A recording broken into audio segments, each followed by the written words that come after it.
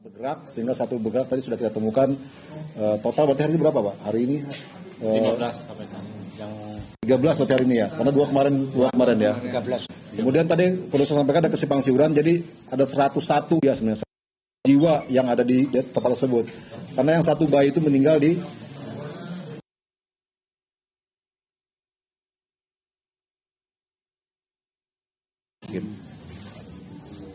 mungkin ada tambahan dari BPBD atau Basarnas?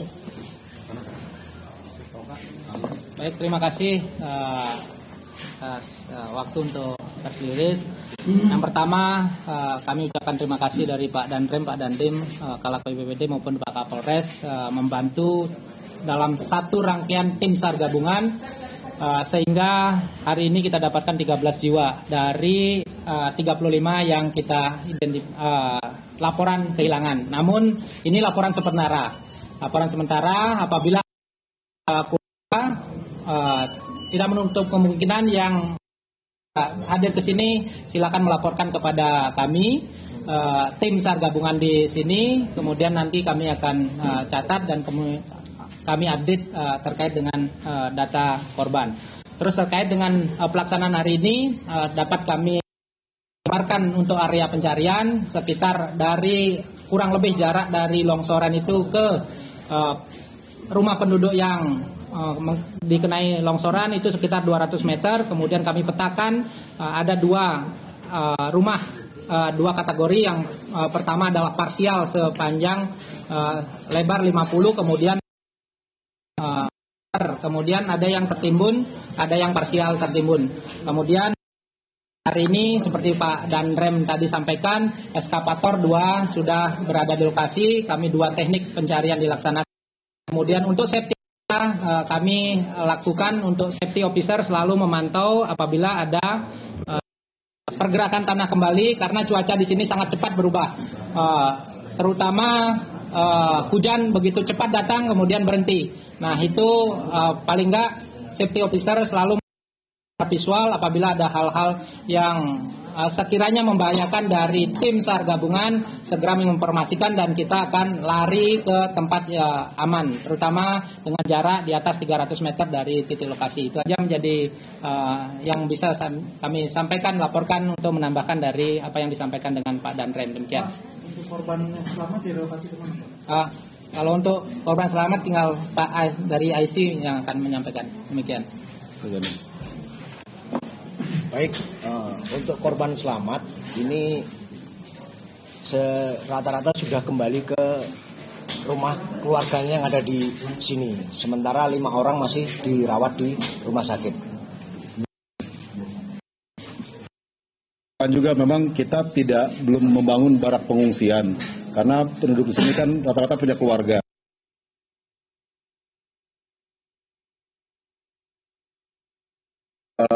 Dapur umum dan juga mungkin sedikit tenda pengungsian untuk shelter sementara yang bisa dijadikan tempat sementara penampungan bagi para penduduk yang terdampak bencana ini. Pak,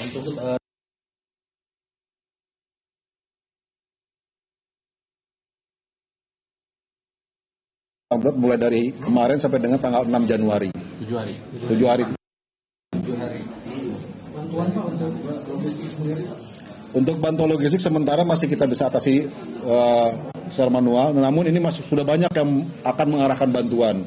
Nah ini perlu juga mekanisme pengaturan bantuan, karena kan inilah yang sebenarnya di dalam manajemen bencana yang harus diatur, karena bantuan akan banyak datang, tapi harus sampai ke tempatnya, harus ke tepat sasaran dan tepat gunanya. Nah ini harus kita koordinasi semua ini nanti. Pak Dandim akan mengakomodir semua bantuan yang ada dan kami menghimbau khususnya pada penduduk di sini lah, Sukabumi khususnya, tadi proses evakuasi agak terhambat dengan banyaknya orang yang tidak berkepentingan. Nah ini yang akan kami tata lagi besok. Tadi masih banyak pada saat proses evakuasi menggunakan alat masih berdiri, sehingga lebih banyak yang menonton daripada yang menggali. Nah ini kita akan coba atur lagi, kita akan minta pengaturan mulai dari bawah, lalu lintas orang maupun kendaraan, supaya kegiatan lebih terencana dan dapat maksimal lagi dilaksanakan.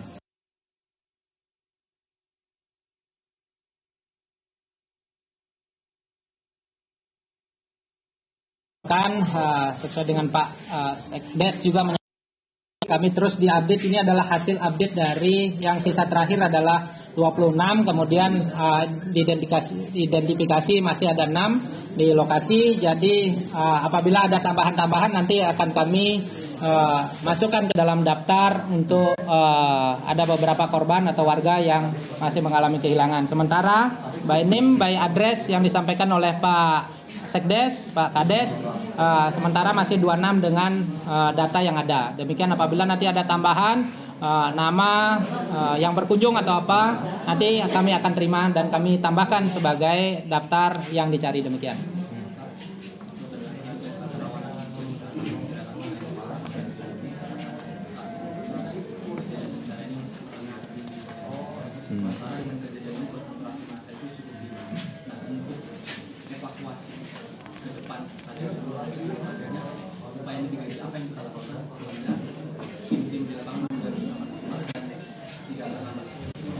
Jawab.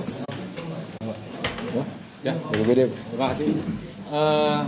Daerah ini sudah kecamatan di Solok ini memang rawan banjir dan longsor.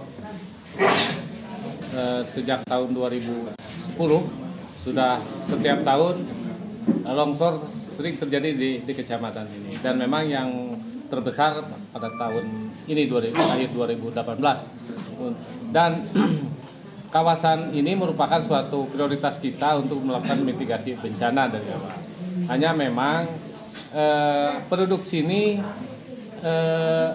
punya adat yang berbeda dengan yang di kota, gitu ya.